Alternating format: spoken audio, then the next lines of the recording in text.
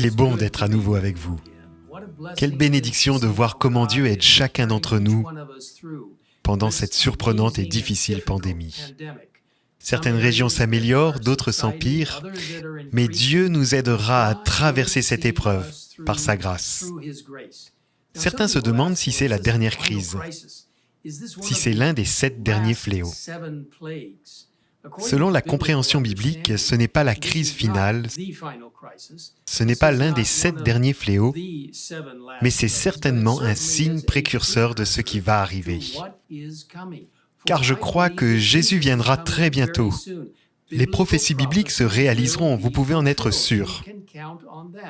Nous vivons les derniers jours de l'histoire de la Terre. Je voudrais attirer votre attention sur le beau livre des Philippiens écrit par Paul. C'est un livre merveilleux. J'aime prêcher sur ce 2e chapitre des Philippiens.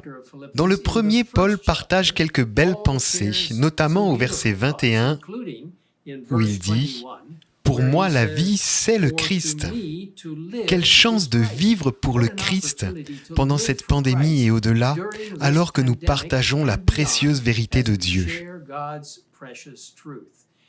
Et encore, toujours dans ce chapitre, au verset 27, il est dit ce qui suit. « Seulement conduisez-vous d'une manière digne de l'évangile du Christ, ainsi que je vienne vous voir ou que je sois absent, j'entendrai dire de vous, de vos activités, que vous tenez ferme dans le même esprit, se tenir ferme dans l'esprit de Dieu, combattant d'un même cœur, c'est-à-dire que Dieu veut que nous soyons ensemble dans les choses spirituelles, comprendre sa mission pour nos vies par la foi de l'Évangile.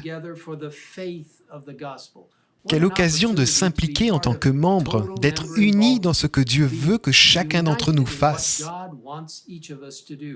en reconnaissant que le réveil et la réforme sont la base de notre possibilité de partager notre foi.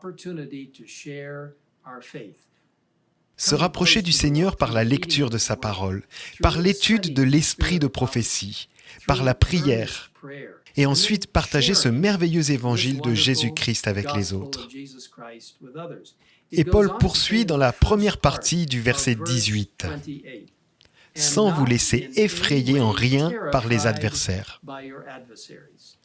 Ne vous laissez pas effrayer par cette pandémie. Réalisez que Dieu vous aidera à surmonter tout cela si vous vous remettez entre ses mains.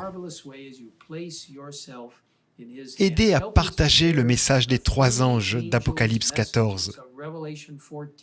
Aidez les gens à comprendre la droiture du Christ. Reconnaissez que le Seigneur vous guidera jusqu'à la fin des temps. Il a promis d'être avec nous jusqu'à la fin. Quelle belle occasion de lui faire totalement confiance. Je voudrais partager avec vous une citation tirée de Service chrétien, de belles pensées, à la page 129. Il est dit « Le Christ pose pour que son portrait soit reproduit en chacun de ses disciples. Dieu les a destinés à être semblables à l'image de son Fils. » Dieu veut que chacun de nous soit semblable au Christ. Et comme nous l'avons lu au chapitre 2 des Philippiens, auquel j'ai fait référence précédemment, vous pouvez voir que si nous avons l'esprit du Christ, nous pouvons vraiment vivre comme le Christ par sa puissance. Ils doivent manifester au monde l'amour persévérant du Christ, sa sainteté, sa douceur, sa miséricorde et sa vérité. Quelle occasion de faire vraiment partie de ceux qui partagent la vérité de Dieu en ces derniers jours de Covid, jours que nous allons bientôt traverser. Et puis, toujours à la page 129, une autre très belle pensée. Il nous est demandé d'offrir au Seigneur la première place dans nos vies. Et par conséquent, de ne laisser passer aucune journée sans faire quelque chose pour l'avènement de son règne. Faire partie de ceux qui annonceront le message final de Dieu. Faire partie des membres engagés.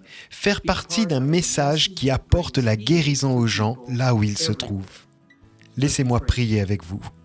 Cher Père Céleste, nous te remercions de la manière dont tu nous as guidés, protégés et dont tu as pris soin de nous. Sois avec ceux qui souffrent en ce moment à cause de ce coronavirus. Et Seigneur, sois avec ceux qui ont perdu des êtres chers. Sois avec tous ceux qui partagent et expérimentent le portrait du Christ. Montre-toi en lui, en chacun de nous, comme nous partageons l'amour du Christ avec les autres. Seigneur, nous te remercions pour la promesse de ton retour. Guide-nous jusqu'à la fin des temps, alors que nous partageons ce précieux message du Christ et de son amour, de sa justice et de son retour, ainsi que la puissance que le message des 3 anges a pour changer les cœurs, ramenant les gens à la vraie adoration, toujours par la puissance du Saint-Esprit. Merci de nous écouter. Au nom de Jésus. Amen.